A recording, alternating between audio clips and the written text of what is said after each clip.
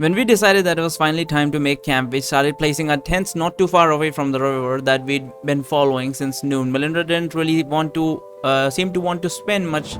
What? Melinda didn't really seem to want to spend time with our group any longer than she needed to. So as soon as she was done leading us, she went to the riverbank to see if she could find some more rocks to add to her collection. As soon as we were done setting up the tents, I immediately pulled out my notebook because there were a few things that I wanted to check before going to sleep. While I flipped through the pages, I suddenly noticed an old page where I wrote some notes about the stat device, and one particular phrase catches my attention. According to my old data, the stat booster was supposed to gather more energy from the air if powerful spells were cast around it, but I've never actually seen this happen. Since I came to Varathia realizing that I may need more info on the subject, I decided to go ask some questions to the only other person in the camp that has more knowledge of stat devices than me. As I go over to Layla, I notice that she was still in the middle of a conversation with Kate.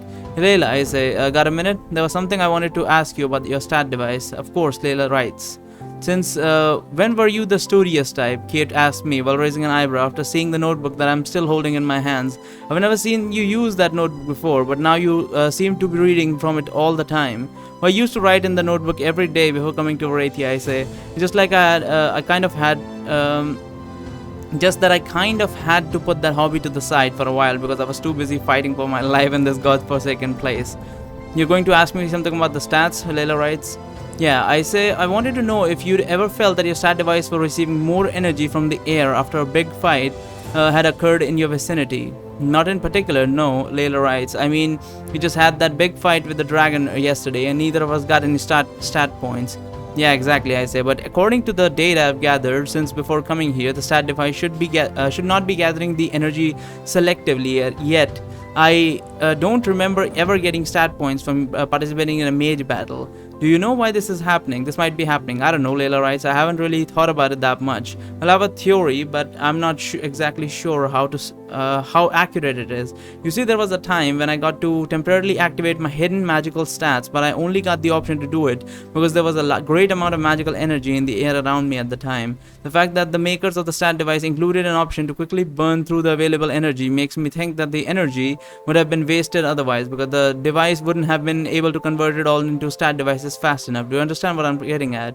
Yes, Layla writes. The energy residue from spells does not stay in the air very long after they have been cast. So if the stat device cannot convert the energy fast enough, if it does not have enough capacity to store it for later use, this would mean that in reality most of the energy that the device is getting is not from the spells but from the mage aura.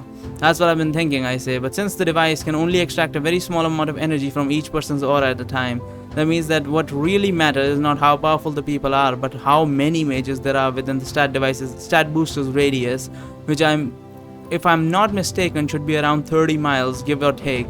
There would likely need to be hundreds of mages within the device's range for the conversion to stat points to have any noticeable effect. That would sort of explain why the number of points that I've been receiving have slowed down because a lot of mages have died since the beginning of the tournament. But it still wouldn't explain why we've been receiving fewer points while we were in the city. Maybe it's because that there were other people with stat devices gathered in Thelius, Kate says. Surely you couldn't have been the only person to come up with the idea of bringing one with you to this place. If you don't know that stat devices would be mostly useless to people without Lesethi blood running through their veins, then there were likely others like you who didn't know that either. That could be the case that other people have bought stat devices, but I don't think there could be that many. It says, maybe the other one was the mages were staying away from Thelius for some reason, but I don't know why that would be the case. I mean, there were mages there, weren't they? I mean, the local mages, belonging to the king of Thelius who were casting spells from the ground. Were they casting spells from the ground? I don't remember actually. I believe they were, but I'm not 100% on that. And don't forget there was also Lesethi in the city. Yeah, there were definitely Lesethi in the city, we know that. Don't forget that there were also Lesethi in the city. I don't think the Lesethi were carrying stat devices with them, Layla writes. There was this one Lesethi who came to threaten me while we were in our cells. Even if I didn't see his face because he was hiding behind the wall, I could tell that he didn't have a stat device because my own device would have alerted me if he did. Lesethi threatened you? Kate asks. Yes, Layla writes. He was trying to convince me to hand over my stat device to him, but I refused to do it. He later ordered the arena owner to confiscate it confiscate it from me, but the owner decided to not listen to him because he wanted me to keep my stat device in order to make the fighting more interesting. I just remember that there was something else that I wanted to ask about the stat device. I say, Leila, you told me that you had both level 3 in strength. We also have level 3 in strength and speed. Wait, what is my speed? My speed is actually 4. I'm actually higher than her in everything. I don't know why this game makes it seem like that we are like slower than her. Because like they're always like, oh, she had the crazy speed. But technically speaking, my speed is higher than her. And my strength is on the same level as her. Where were we? So threatening you. Leila, you told me that you had both level 3 in both strength and speed. But when you were fighting in the arena, you didn't seem to be much stronger or faster than the troll with high regeneration. Is your device defective by any chance? No, Leila says, my father once told me that the physical stat from the device enhance the physical abilities that you already have, and that the more fit you are physically, the more effective those stats will have on you. So basically, if Darren used this, he would be OP as fuck. Or the dwarf, well, technically the giant, or whatever. That the more fit you are physically, the more effect those stats will have on you. Given that I've already always had a frail constitution, this is the most I can get out of my stat device at my current levels. I say. Well, then I guess that's all those months I've spent. Guess that all those months I've spent doing physical training in preparation for this tournament were not wasted after all. You did physical training? Kate says, shocked, and this is the result. I bet I could beat you in an arm wrestling match if I tried hard enough. I said that I only did it for a few months, I tell Kate. It's not like that was the only thing that I did during that time. I also need to do my research, the research that I'm now using to figure out Aiden's weaknesses, so we can finally... Hold on a second, where is Melindra? I could swear that I saw her by the riverbank just a minute ago. Who cares about Melindra? Kate says. Well, I didn't see her set up her camp, I say. Do you think she's not planning to spend the night at our camp?